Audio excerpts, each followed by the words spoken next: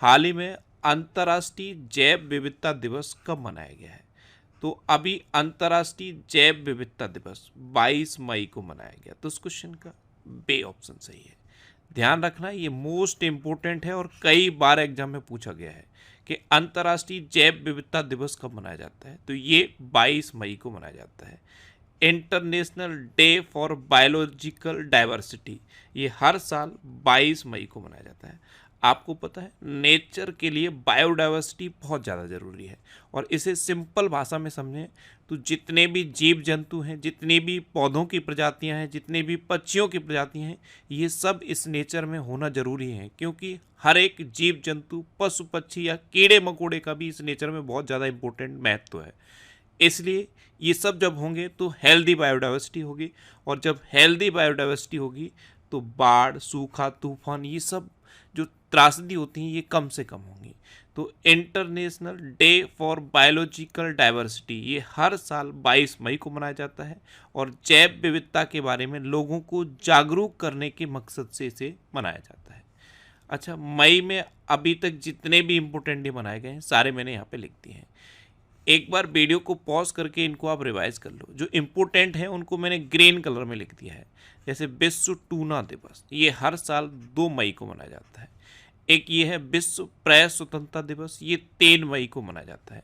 और इस बार के वर्ल्ड प्रेस फ्रीडम इंडेक्स में इंडिया 159वें नंबर पर रहा, और 180 देशों में 159वें नंबर पर है इंडिया।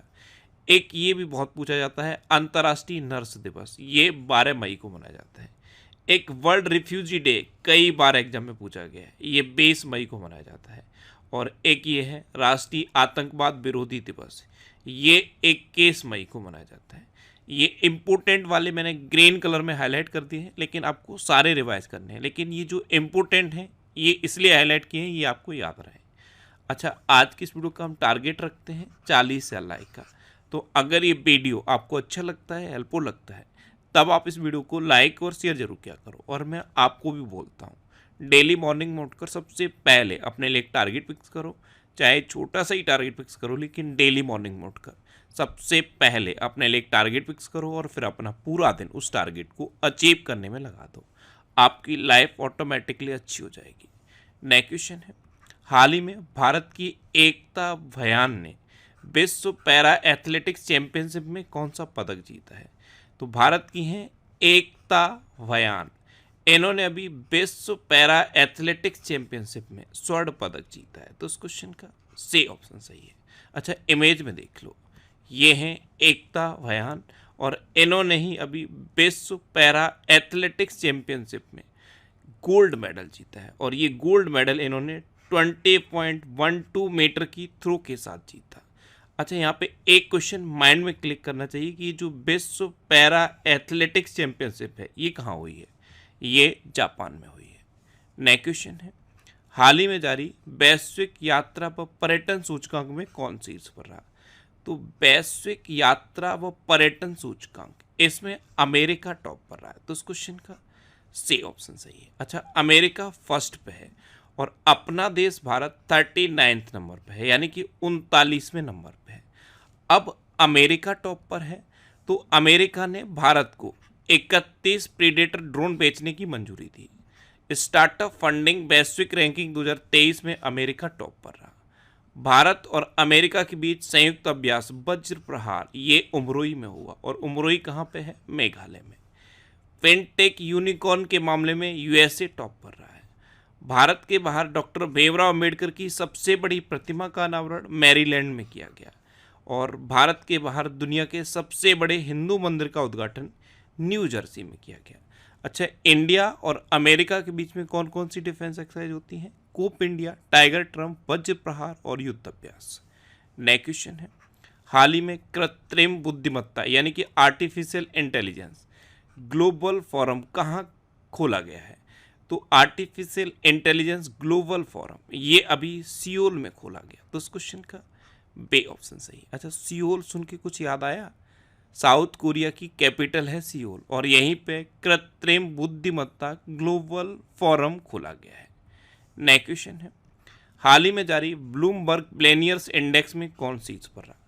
तो ब्लूमबर्ग मिलेनियर्स इंडेक्स ये अभी जारी किया गया है और इसमें बर्नार्ड अर्नोल्ट टॉप पर रहे हैं। तो इस क्वेश्चन का बे ऑप्शन सही है।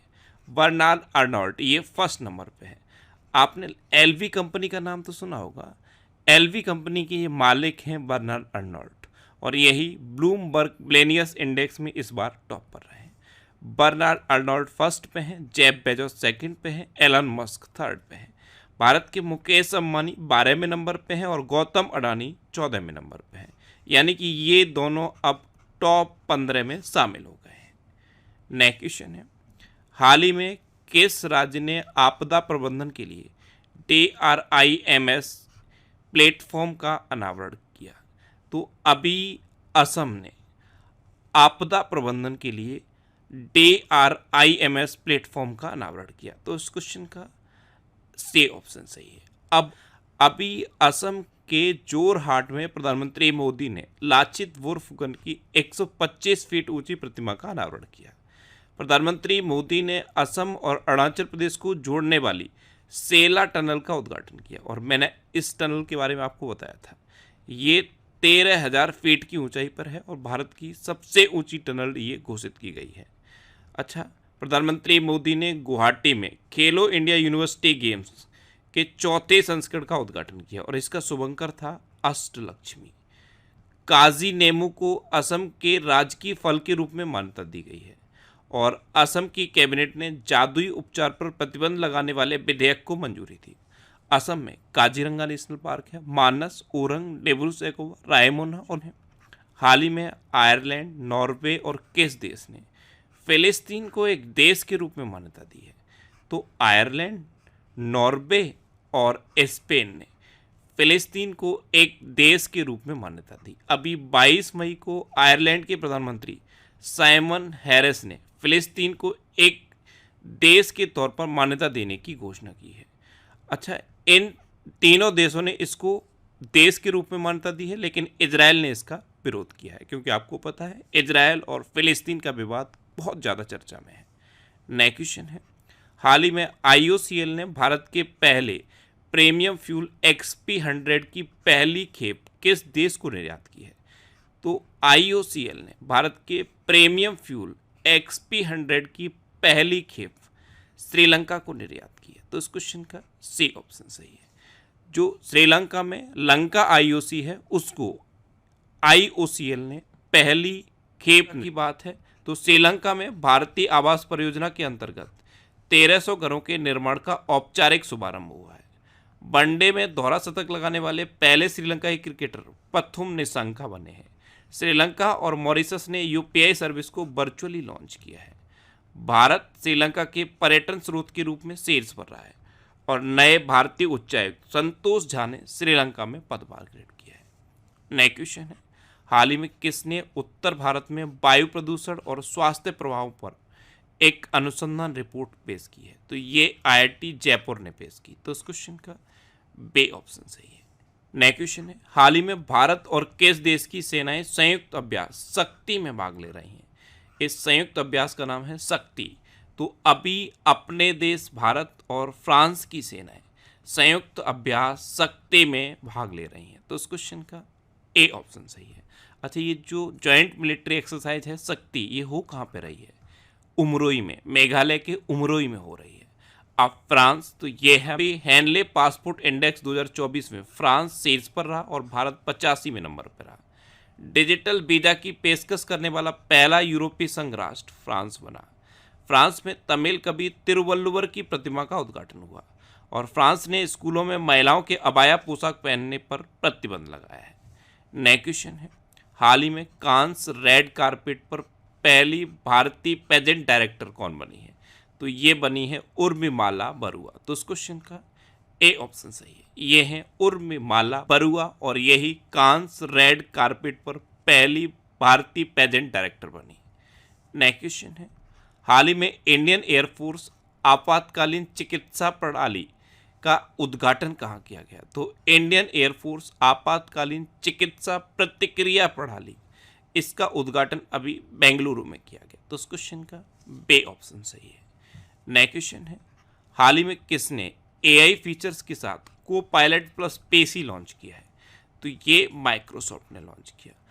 एआई फीचर के साथ को पायलट प्लस पेसी ये माइक्रोसॉफ्ट ने लॉन्च किया है। तो उस क्वेश्चन का सी ऑप्शन सही है।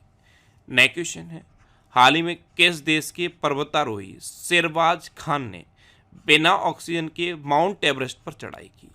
तो ये पाकिस्तान के हैं सिरबाज खान, ये हैं सिरबाज खान, और इन्होंने बिना ऑक्सीजन के माउंट एवरेस्ट पर चढ़ाई की है। तो उस क्वेश्चन का सी ऑप्शन सही है। सोच के देखो, ऑक्सीजन के साथ माउंट एवरेस्ट पर चढ़ना इतना कठिन है और इन्होंने बिना ऑक्सीजन के माउंट एवरेस्ट पर चढ़ाई की है। यानी कि इंसान की विल पावर में इतनी ताकत होती है कि वो जो सोच ले वो कर सकता है।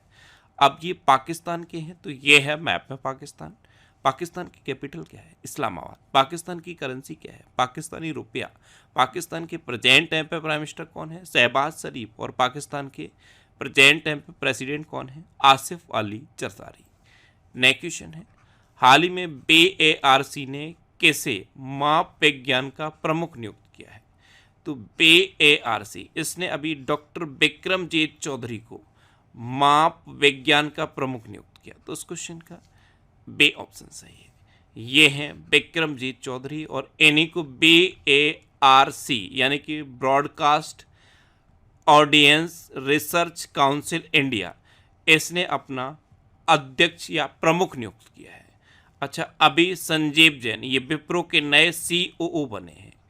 एडासिसा नोंगरांग ये मेघालय की पहली महिला पुलिस महानिदेशक नियुक्त हुई हैं। एन चंद्रशेखरन को टाटा इलेक्ट्रॉनिक्स का अध्यक्ष नियुक्त किया गया। ओंकार साल्वी को मुंबई क्रिकेट टीम का मुख्य कोच नियुक्त किया गया। कृष्णा स्वामीनाथन को भारतीय नौसेना का वाइस चीफ बनाया गया है।